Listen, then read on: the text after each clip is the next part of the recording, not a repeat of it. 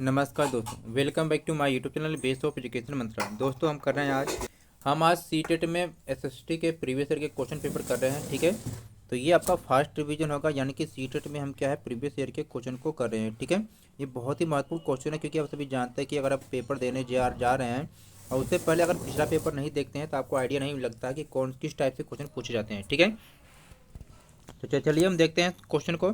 यहाँ पर पहला क्वेश्चन दिया गया है, क्या कहा जा रहा है ध्यान से देखेंगे आप। ठीक है, कि निम्नलिखित कथन ए और कारण आर पर विचार करें और सही विकल्प का चयन करें। ठीक है, कथन ए कह रहा कि आखेटक और खाद्य संग्राहक लोग एक जगह से दूसरे जगह पर घूमते रहते थे। कारण कह रहा कि किसी इलाके में पौधों और जानवरों जैसी संसाधनों का खत्म होना संभव है, और सही विकल्प का आपको चयन करके बताना। ठीक है, तो चलिए देखते हैं इसका राइट आंसर क्या हो जाएगा। इनका ऑप्शन ए हो जाएगा, यानी कि देखिए जो इसका ए और आर दोनों सही है, और ए की व्याख्या जो है आर सही व्याख्या करता है, यानी कि जो आपका कथन और कारण है दोनों सही है, और जो कारण आपके है ये कथन की व्याख्या भी करता है। ठीक है, आप सभी को पता है कि जो संग्राहक यानी आखेटक होते हैं, यानी शिकारी जो होते हैं, या खाद्य संग्राहक होते हैं, लोग लोग क्या करते हैं, एक जगह से दूसरी जगह पर घूमते रहते हैं, क्योंकि किसी इलाके में पौधों और जानवरों जैसे संसाधनों का खत्म होना संभव है। क्योंकि कोई भी व्यक्ति अगर एक जगह पर रहता है, जंगल में रहता है, तो वहाँ के क्या संसाधन खत्म हो जाता है, इसलिए वो उस जंगल को छोड़कर दूसरे जंगल में चला जाता है। ठीक है, और यह दोनों कथन बिल्कुल सही है। और आखेटक एवं खाद्य संग्राहक समुदाय एक जगह से दूसरे जगह पर घूमते थे। इसके कई कारण हैं, आपसे पेपर में पूछा जाएगा तो कौन से कारण। पहला कारण यहाँ पर यह है, पहला कारण यह है कि अगर वे एक ही जगह पर ज़्यादा दिनों तक रहते हैं तो वहाँ पर क्या पौधे, फलों और जानवरों को खाकर समाप्त कर देते हैं, इसलिए भोजन की तलाश में इन्हें क्या दूसरी जगह पर जाना पड़ता है। दूसरा कारण है कि यह जानवर अपने शिकार, चारा या आदि के लिए एक जगह से दूसरी जगह जाया करते थे, यानी कि वो अपने जानवरों के चारा के लिए या शिकार के लिए वे जानवरों के लिए एक जगह से दूसरी जगह पर जाया करते थे। तीसरा कारण यहाँ पर है कि पेड़ों में फल फूल अलग अलग मौसम में आते हैं, इसलिए वो लोग क्या उनकी तलाश में उपयुक्त मौसम के अनुसार क्या है इधर उधर घूमते रहते थे। चौथा कारण है कि पानी है। पानी क्या है, क्योंकि कुछ नदियों, झीलों, झरनों का पानी जो है कभी भी नहीं सूखता है, और कुछ का सूख जाता है। सूखने वाली नदियों, झीलों के किनारे रहने वाले लोगों को क्या पानी की तलाश में भी इधर उधर जाना पड़ता है। ठीक है, तो ये आपका कारण है। अगला क्वेश्चन यहाँ पर सेकंड क्वेश्चन कर रहा है कि ऊन, पेड़ों की छाल, कपास, पटुआ तथा सन को तैयार करने के काम में विधवाओं, सक्षम अक्षम महिलाओं, भिक्षुड़ियों, वृद्धों, वेश्याओं, राजा की अवकाश प्राप्त दासियों, सेविकाओं और अवकाश प्राप्त देवदासियों को लगाया जा सकता है। यह कताई बुनाई कारखानों पर दिए गए निर्देश निम्नलिखित में से किस ग्रंथ में वर्णित आपके हैं। ठीक है, तो ये आपके कहाँ पर दिया गया है, अर्थशास्त्र में दिया गया है, यानी कि ये अर्थशास्त्र किसके, कौटिल्य का लिखा हुआ है। ठीक है, तो यहाँ पर आप देखेंगे कुछ पुस्तक है, इनके लेखक का नाम भी दिया गया है, तो ये बहुत ही महत्वपूर्ण, इसको देख लेंगे। मुद्रा राशि किसने लिखा है, विशाख दत्त ने लिखा है। राजतरंगिणी कल्हड़ ने। अर्थशास्त्र चाणक्य की है। अष्टाध्यायी पाणिनि की है। कुमार संभव ये आपकी क्या है, कालिदास की है। ठीक है, चलिए आगे देखते हैं। अगला क्वेश्चन यहाँ पर दोस्तों देखेंगे, क्या कहा जा रहा है कि निम्नलिखित कथनों पर विचार करें और सही विकल्प का चयन करें। ठीक है, ये कथन देखेंगे क्या कहा जा रहा है कि 7वीं शताब्दी से शासकों ने बड़े मंदिरों का निर्माण करवाकर भी अपनी सत्ता और संसाधनों का प्रदर्शन करने का प्रयास किया। 10वीं और 11वीं शताब्दी के दौरान शासक एक दूसरे के राज्यों पर आक्रमण करते थे तो मंदिरों को अपना निशाना बनाते थे। ठीक है, अब आपको बताना है यहाँ पर। ठीक है, ध्यान से देखेंगे क्या कहा जा रहा है। अब राइट आंसर देखते हैं, यहाँ पर क्या है, ऑप्शन डी यहाँ पर राइट हो जाएगा, यानी कि देखिए कथन एक और दो दोनों सही है, तथा एक क्या है, दो की सही व्याख्या करता भी है। ठीक है, तो यहाँ पर देख लेंगे, यहाँ पर इसकी व्याख्या किया गया है, इसको व्याख्या को देख लेंगे आप। ठीक है, चलिए अगले क्वेश्चन देखते हैं। क्वेश्चन नंबर 4 क्या कह रहा है कि ऊंची भीतरी छत में प्रतिच्छेदित मेहराबों। अगला क्वेश्चन यहाँ पर क्या कहा जा रहा है, ध्यान से देखेंगे कि ऊंची भीतरी छत में प्रतिच्छेदी मेहराबों वाले वास्तुकला की यह शैली रिक्त स्थान के बीच समान है। ऑप्शन ए यहाँ पर है, यानी कि वृंदावन का गोविंद देव मंदिर और फतेहपुर सीकरी के महलों का। ठीक है, चलिए यहाँ पर देख लेंगे कि ऊंची भीतरी छत में प्रतिच्छेदी मेहराबों वाली वास्तुकला की यह शैली वृंदावन का गोविंद देव मंदिर और फतेहपुर सीकरी के महलों के बीच समान है। वृंदावन का गोविंद देव मंदिर का निर्माण 1590 में आमेर के राजा मान सिंह ने करवाया, और फतेहपुर सीकरी की स्थापना अकबर ने की थी। यह उत्तर प्रदेश के आगरा जिले में स्थित है। राजराजेश्वर मंदिर केरल राज्य के कुन्नूर के तलिरम्बा में स्थित है, और कुतुब मीनार दिल्ली में स्थित है। कुतुब मीनार को बनाने की जो शुरुआत है कुतुबुद्दीन ऐबक ने किया था, इसको पूरा इल्तुतमिश ने करवाया था। ठीक है, अगला क्वेश्चन यहाँ पर ध्यान से देखेंगे। पांचवा क्वेश्चन यहाँ पर क्या कहा जा रहा है कि 7वीं सदी के आते आते भारतीय उपमहाद्वीप में निम्नलिखित राजनीतिक बदलाव अस्तित्व में आ चुके थे। ठीक है, अब देखते हैं आगे। आगे क्या कहा जा रहा है कि बड़े भूस्वामी और योद्धा सरदार राजा बन सकते थे। दूसरा, ब्राह्मणों ने अपने परंपरागत पेशे को छोड़कर शस्त्र उठा लिए। सही विकल्प का चयन करें आपको। ठीक है, तो ऑप्शन सी यहाँ पर राइट हो जाएगा, यानी ए और बी दोनों सही है। ठीक है, आगे देखते हैं। तो यहाँ पर देख लेंगे ऑप्शन में क्या रखा है, सी सही है कि 7वीं सदी के आते आते भारतीय उपमहाद्वीप में निम्नलिखित राजनीतिक बदलाव अस्तित्व में आ चुके थे। बड़े भूस्वामी और योद्धा सरदार राजा बन सकते थे। ब्राह्मणों ने अपने परंपरागत पेशे को छोड़कर शस्त्र उठा लिए। कई शासकों ने प्रशस्तियों में अपनी उपलब्धियों का बखान किया है। ठीक है, ये सारे आप पढ़ लेंगे। और बहुत सारे ऐसे लोग हैं कि अधिक सत्ता और संपदा हासिल करने पर सामंत क्या अपने आप को क्या है, महासामंत, महामंडलेश्वर यानी कि पूरे मंडल का महान स्वामी, यानी ऐसे ही बड़ी बड़ी उपाधियां और धारण करते थे। ठीक है, क्वेश्चन नंबर 6 को देखते हैं आप कि 18वीं शताब्दी भारत के संदर्भ में निम्नलिखित कथनों पर विचार करें और सही विकल्प का चयन करें। ठीक है, यानी कथन एक आ रहा कि 18वीं शताब्दी के में शिल्प और वाणिज्य में बड़े बड़े परिवर्तन आए, जब व्यापारी और कारीगर यूरोपीय कंपनियों द्वारा स्थापित ब्लैक टाउन्स में स्थानांतरित हो गए। कथन कर रहा है भी कि ब्लैक देसी व्यापारी और शिल्पकारों को कहा जाता है जो फोर्ट सेंट जॉर्ज और फोर्ट सेंट विलियम जैसी जगहों पर रहते थे। अब आपको बताना कि कौन सा इसमें से विकल्प सही हो जाएगा। तो जब यहाँ पर देखेंगे आप तो यहाँ पर इसका जो राइट आंसर ऑप्शन ए हो जाएगा, यानी कि वर्ली जो है ए सही है। ठीक है ना, चलिए आगे देखते हैं। क्वेश्चन नंबर 7 को देखते हैं कि औपनिवेशिक भारत के अस्थायी बंदोबस्त के संदर्भ में निम्नलिखित में से कौन से कथन सही है। ठीक है, तो ए कह रहा है यहाँ पर, देखिए ध्यान से देखेंगे ए में क्या कहा गया है कि 1793 में थॉमस मुनरो ने बंगाल प्रांत में अस्थायी बंदोबस्त की शुरुआत की। ठीक है, कौन से कथन सही आपको यहाँ पर बताना है। तो देखिए अब दूसरा इसमें क्या कहा जा रहा है, ध्यान से देखेंगे। दूसरा इसमें कहा जा रहा है कि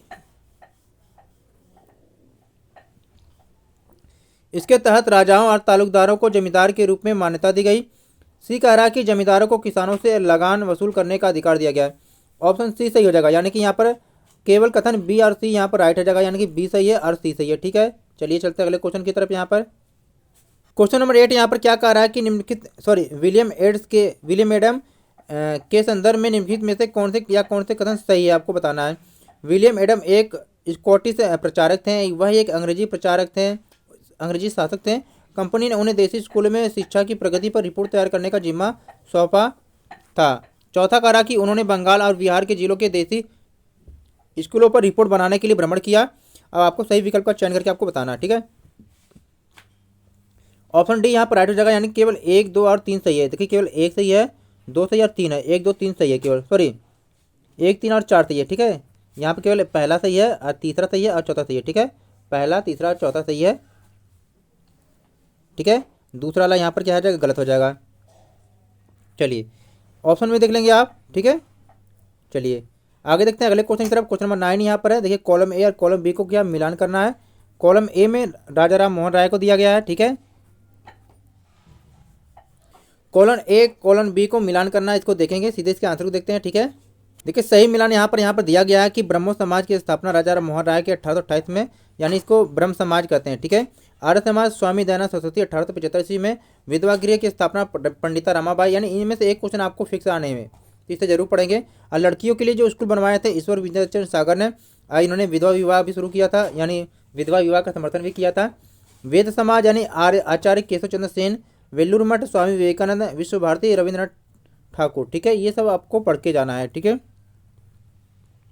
अगला क्वेश्चन यहाँ पर दिया है, किसी भी सामाजिक बुराई को चुनौती देने के लिए ईश्वरचंद्र विद्यासागर द्वारा अपनाई गई रणनीति निम्न प्रकार की थी। आपको बताना, ऑप्शन डी यहाँ पर राइट हो जाएगा, यानी ए और सी, यानी कि ए यानी पश्चिमी विचारों का हवाला देना, सी सही है कि प्राचीन ग्रंथों में श्लोक या वाक्य को ढूंढना। ठीक है, ए और सी यहाँ पर राइट हो जाएगा। ये आंसर देख लेंगे ऑप्शन में। ठीक है, अगला क्वेश्चन को हम देखते हैं क्या कहा जा रहा है। ठीक है, अगला क्वेश्चन यहाँ पर ध्यान से, अगला क्वेश्चन यहाँ पर है कि निम्नलिखित में से कौन से आंदोलन गांधी जी के असहयोग आंदोलन के हिस्सा थे। ठीक है, आपको बताना, खेड़ा गुजरात के पाटीदार किसान आंदोलन था, पंजाब के घूसखोर महंतों के खिलाफ अकाली आंदोलन, गुजरात में नमक का सत्याग्रह, आंध्र प्रदेश में गुंटूर जिले के गरीब किसान और जनजाति द्वारा वन सत्याग्रह। यानी कि निम्नलिखित विकल्प का चयन करके आपको बताना कि कौन सा कथन यहाँ पर सही है। देखिए ऑप्शन डी यहाँ पर राइट हो जाएगा। यानी इसमें डी में क्या करा, केवल पहला, तीसरा और चौथा, केवल पहला, तीसरा और चौथा, ठीक है। यानी कि पहला, तीसरा और चौथा यहाँ पर राइट हो जाएगा। तो ये पहला सही है, तीसरा सही है और चौथा सही है, ठीक है। और दूसरा यहाँ पर गलत हो जाएगा, ठीक है। चलिए चलते आगे। तो इसे पढ़ लेंगे। देखिए असहयोग आंदोलन जो था ये 1 अगस्त 1920 को शुरू किया गया था। अब बाद में फरवरी 1922 में क्या चोरी चोरा की जो घटना घटी थी 5 फरवरी 1922 को, इसी घटना के कारण क्या असहयोग आंदोलन को क्या है स्थगित कर दिया गया था। जहां पर क्या 22 पुलिस वालों को क्या थाने में जिंदा जला दिया गया था। और खेड़ा गुजरात के पाटीदार किसान आंदोलन, गुजरात में नमक सत्याग्रह और आंध्र प्रदेश में गुंटूर जिले के गरीब किसान और जनजाति द्वारा वन सत्याग्रह आंदोलन गांधी जी के असहयोग आंदोलन के हिस्सा थे, ठीक है। क्वेश्चन 12 को देखते हैं। क्या कहा जा रहा है कि 1905 में बंगाल विभाजन के बाद के स्वदेशी आंदोलन को भारत के किस क्षेत्र में वंदे मातरम आंदोलन के नाम से जाना जाता है। ये भी देखो क्वेश्चन कई बार पूछता है, ठीक है। तो ये आपका है ऑप्शन बी सही जगह, यानी कि आंध्र प्रदेश में है 1905 में, ठीक है। यानी 1905 में बंगाल के विभाजन के बाद के स्वदेशी आंदोलनों को भारत के आंध्र प्रदेश में वंदे मातरम आंदोलन के नाम से जाना जाता है। यह गांधीवादी आंदोलन के बाद सबसे सफल आंदोलन था। इसका उद्देश्य ब्रिटिश साम्राज्य का समाप्त करना और भारतीयों की आर्थिक स्थिति में सुधार करना था, ठीक है। क्वेश्चन नंबर 13 को देखते हैं। यहाँ पर क्या कहा जा रहा है कि निम्नलिखित कथनों पर विचार करें और सही विकल्प का आपको चयन करके बताना है, ठीक है। चलिए देखते हैं।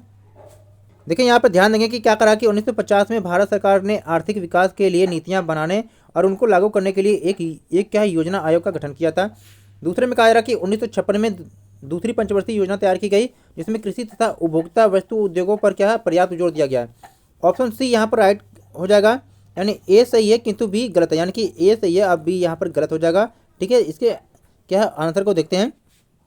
देखिए 1950 में भारत सरकार के आर्थिक विकास के लिए क्या है नीतियां बनाने और उनको लागू करने के लिए एक योजना आयोग की स्थापना की गई थी। स्वतंत्रता के बाद भारत ने सरकारी योजनाएं बनाने का एक क्या है औपचारिक मॉडल अपनाया और इसके तहत योजना आयोग को सीधे क्या है प्रधानमंत्री को रिपोर्ट करता था। यानी कि यह इसका गठन 15 मार्च 1950 को हुआ था और प्रधानमंत्री पंडित जवाहरलाल नेहरू की अध्यक्षता में किया गया था। योजना आयोग का नाम बदलकर 1 जनवरी 2015 को क्या है नीति आयोग रख दिया गया है। आपको पता होना चाहिए कि नीति आयोग का नाम ही क्या है योजना आयोग था पहले, ठीक है। और नीति आयोग के जो अध्यक्ष होते हैं वो प्रधानमंत्री होते हैं, या योजना आयोग के भी अध्यक्ष प्रधानमंत्री ही होते हैं। 1956 में तैयार द्वितीय पंचवर्षीय योजना का मुख्य उद्देश्य बुनियादी और भारी उद्योगों के विकास पर विशेष जोर देने के साथ साथ तीव्र औद्योगिकरण था। अतः ए सही है और बी गलत है, ठीक है।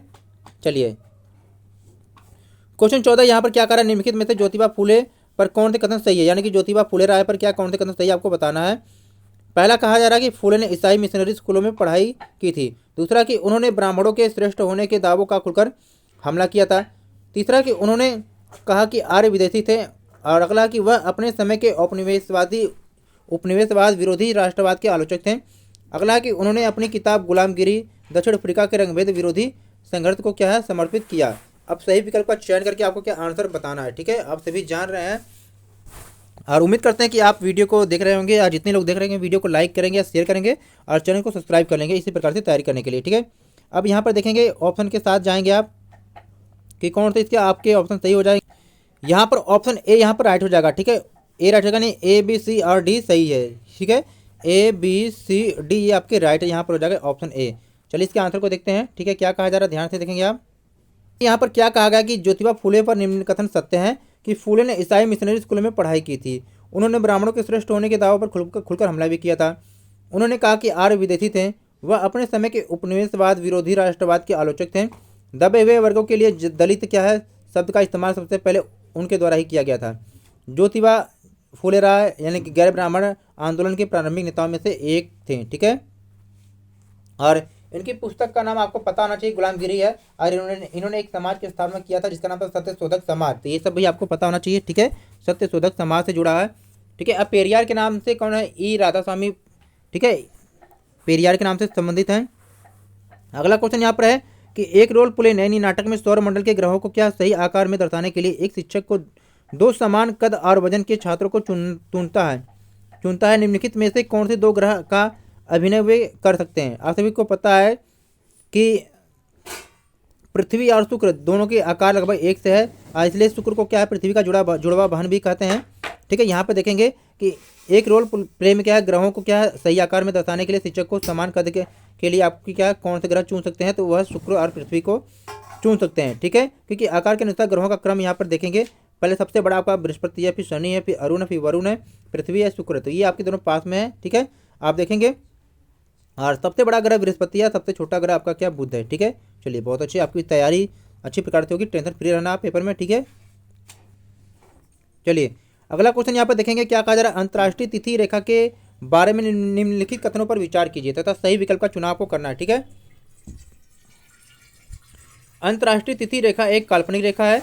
अंतर्राष्ट्रीय तिथि रेखा प्रशांत महासागर से होकर गुजरती है। आपको बताना कि कौन से इसमें से विकल्प सही होंगे। ठीक है, देखिए यहाँ पर क्या आपका ऑप्शन सी सही हो जाएगा, यानी कि ए और बी दोनों सही है, यानी कि ए भी सही है और बी भी सही है। ठीक है, चलिए आगे देखते हैं इसके आंसर में कि अंतर्राष्ट्रीय तिथि रेखा के बारे में सत्य कथन क्या है। अंतर्राष्ट्रीय तिथि रेखा एक काल्पनिक रेखा है। अंतर्राष्ट्रीय तिथि रेखा प्रशांत महासागर से होकर गुजरती है। अंतर्राष्ट्रीय तिथि रेखा के दोनों ओर के समय का अंतर ठीक 12 घंटे है। अंतर्राष्ट्रीय तिथि रेखा प्रशांत महासागर के बीचों बीच यानी 180 डिग्री यामोत्तर पर उत्तर से दक्षिण की ओर खींची गई काल्पनिक रेखा होती है। ठीक है, अगला क्वेश्चन यहाँ पर है कि यदि 60 डिग्री पश्चिम देशांतर पर 10 पूर्वाह्न है तो ग्रीनविच पर क्या असर पड़ेगा। ऑप्शन बी सही हो जाएगा, यानी कि वहाँ पर 2 बजे 2 हो जाएगा। ठीक है, अपराह्न के, यानी कि देखिए आप देखेंगे इस प्रकार से कि पृथ्वी जो लगभग क्या 24 घंटे में 360 डिग्री घूमती है, जिसका अर्थ है कि प्रति घंटा यानी कि 1 घंटे में 15 डिग्री घूमती है, यानी कि 1 डिग्री कितने 1 डिग्री 4 मिनट में घूमती है। ठीक है, तो इस प्रकार से आप निकाल लेंगे कि दिए गए प्रश्न में ग्रीनविच के 60 डिग्री पश्चिम में यानी पश्चिम में स्थित देशांतर पर समय क्या 4 गुणे 60 यानी कि 240 मिनट पीछे होगा। यानी कि आप सभी को पता है कि पीछे का पश्चिम का जो टाइम होता है पीछे होता है, पूर्व का टाइम आगे होता है। ठीक है, 2 घंटे पीछे करना आपको। ठीक है, तो 240 में जब 60 से भाग देंगे तो 4 घंटा आ जाएगा। ठीक है, तो यानी कि 60 डिग्री पश्चिम देशांतर पर क्या 10 पूर्वांतर है, तो जीएमटी के यानी कि 10 + 4 यानी कि 2 बच जाएगा यहाँ पर। ठीक है, आगे देखते हैं अगला क्वेश्चन। यहाँ पर ध्यान से देखेंगे कि अगर आप 0 डिग्री अक्षांश पर हैं तो आप क्या है पर खड़े, यानी कहाँ पर खड़े आपको बताना। तो ये आपका विषुवत वृत्त पे खड़े हैं, क्योंकि आप सभी को पता है कि 0 डिग्री जो होता है आपका क्या है, यहाँ पर देखेंगे मैप को देखेंगे यहाँ पर कि अगर आप 0 डिग्री अक्षांश पर हैं तो आप विषुवत रेखा पर खड़े होंगे। यह काल्पनिक रेखा है जो पृथ्वी को उत्तर और दक्षिणी 2 गोलार्धों में बांटती है, बराबर भागों में। विषुवत वृत्त कहलाता है। यह पृथ्वी पर स्थित है जहाँ सूर्य की किरणें विषुवत रेखा पर लंबवत सीधी पड़ती हैं और सर्वत्र दिन और रात बराबर होता है, यानी कि भूमध्य रेखा पर दिन और रात बराबर होता है। ठीक है, आज के क्या है फिर 23 सितंबर एवं 21 मार्च को क्या संपूर्ण पृथ्वी पर दिन और रात बराबर होता है। अब यहाँ पर आप देख पा रहे होंगे। ठीक है, और यहाँ पर जो आपको बताया गया कि उत्तर में जो 23.5 डिग्री पर जो रेखा खींची गई है वो करके रेखा है, पश्चिम में जो खींची गई है 23.5 डिग्री पर यह मकर रेखा है। ठीक है, ये सब पढ़ के जरूर जाएंगे आप। ठीक है, चलिए आगे देखते हैं क्वेश्चन नंबर 19 से यहाँ पर ध्यान से देखेंगे कि प्राकृतिक पर्यावरण के 4 क्षेत्र हैं, इनमें से 2 वायुमंडल और जयमंडल है, बाकी दोनों कौन है आपको बताना है। ऑप्शन बी यहाँ पर राइट हो जाएगा, यानी कि जलमंडल और स्थल मंडल। ठीक है, आंसर देखेंगे कि भूमि जल पेड़ पौधे एवं जीव जंतु मिलकर क्या प्राकृतिक पर्यावरण बनाते हैं। और प्राकृतिक पर्यावरण के 4 क्षेत्र होते हैं, वायुमंडल, जैवमंडल, जलमंडल और स्थल मंडल। ठीक है, बाकी आप देख लेंगे। चलिए अगले क्वेश्चन देखते हैं। क्वेश्चन नंबर 20 को निम्नलिखित में से कौन से उष्णकटिबंधीय वर्षा वन के बारे में सही है। ठीक है, यानी इन्हें सदाबहार वन कहते हैं। इन वनों में वृक्ष अलग अलग समय में अपनी पत्तियां गिराते हैं। इन वनों में पाए जाने वाले महत्वपूर्ण वृक्ष साल, सागौन और शीशम है। इन वनों को मानसून वन भी कहते हैं। सही विकल्प का चयन करना है। देखिए ऑप्शन ए यहाँ पर राइट हो जाएगा, यानी कि ए और बी दोनों यहाँ पर सही है, यानी कि ए सही है और बी सही है। ठीक है, चलिए आगे देखते हैं।